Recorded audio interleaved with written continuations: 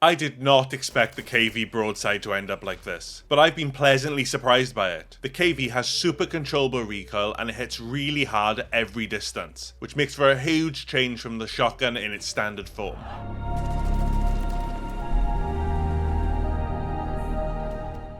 I upload new build videos twice a week, so be sure to subscribe if you haven't already for more videos like this. This gun has been a lot of fun to use and it's really unique. It doesn't feel like any other weapon in the game. Of course, the first thing to add is the Jack Jawbreaker aftermarket part, transforming the characteristics of the gun, making it fully auto while drastically improving the bullet velocity and range, damage, and gun kick control. This almost feels like it would be a gun all on its own and not just an aftermarket part, as it feels like an AR just with slower fire rate.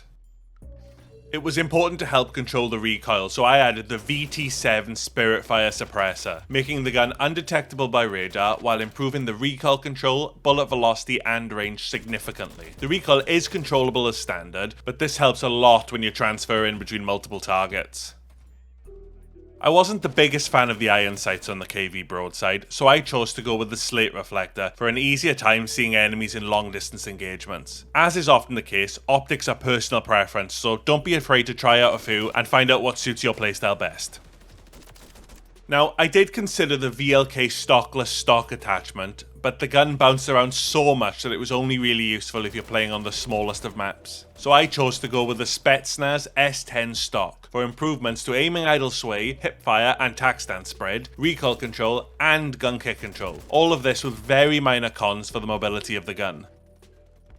Lastly, I felt like the gun could benefit from even more recoil control, so I added the Bruin Heavy Support Grip, making the KV very strong at distance with improvements to gun kick control, aiming idle sway, horizontal recoil control, and firing aim stability. All of this allows the gun to absolutely melt people at distance, very useful when enemies are abusing head glitches.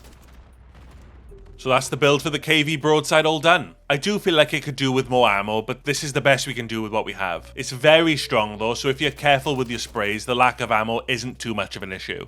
If, however, you think I should have gone with a different attachment on the KV Broadside, then let me know what you think in the comments. But if you found this video helpful, then leave a like on the video and be sure to subscribe for more builds just like this.